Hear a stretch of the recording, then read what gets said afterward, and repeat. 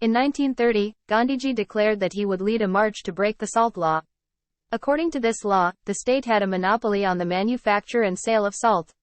Mahatma Gandhi along with other nationalists reasoned that it was sinful to tax salt since it is such an essential item of our food. Salt March, major non-violent protest action in India led by Mohandas Mahatma Gandhi in March to April 1930. The march was the first act in an even larger campaign of civil disobedience, satyagraha. Gandhi waged against British rule in India that extended into early 1931 and garnered Gandhi widespread support among the Indian populace and considerable worldwide attention. Salt production and distribution in India had long been a lucrative monopoly of the British. Through a series of laws, the Indian populace was prohibited from producing or selling salt independently, and instead Indians were required to buy expensive, heavily taxed salt that often was imported. This affected the great majority of Indians, who were poor and could not afford to buy it. Indian protests against the salt tax began in the 19th century and remained a major contentious issue throughout the period of British rule of the subcontinent. In early 1930, Gandhi decided to mount a highly visible demonstration against the increasingly repressive salt tax by marching through what is now the western Indian state of Gujarat from his ashram, religious retreat, at Sabarmati, near Ahmedabad, to the town of Dandi, near Surat, on the Arabian Sea coast. He set out on foot on March 12, accompanied by several dozen followers.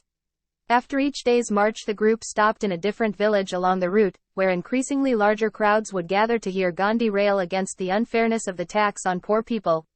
Hundreds more would join the core group of followers as they made their way to the sea until on April 5 the entourage reached Dandi after a journey of some 240 miles, 385 kilometers. On the morning of April 6, Gandhi and his followers picked up handfuls of salt along the shore, thus technically producing salt and breaking the law.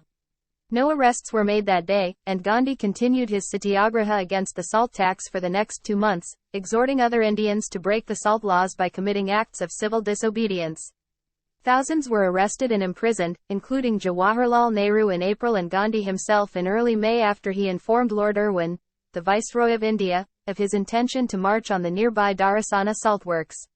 News of Gandhi's detention spurred tens of thousands more to join the satyagraha. The march on the saltworks went ahead as planned on May 21, led by the poet Sarojini Naidu, and many of the some 2,500 peaceful marchers were attacked and beaten by police. By the end of the year, some 60,000 people were in jail. Gandhi was released from custody in January 1931 and began negotiations with Lord Irwin aimed at ending the satyagraha campaign. A truce subsequently was declared, which was formalized in the Gandhi-Irwin Pact that was signed on March 5. The calming of tensions paved the way for Gandhi, representing the Indian National Congress, to attend the second session, September to December 1931, of the Round Table Conference in London.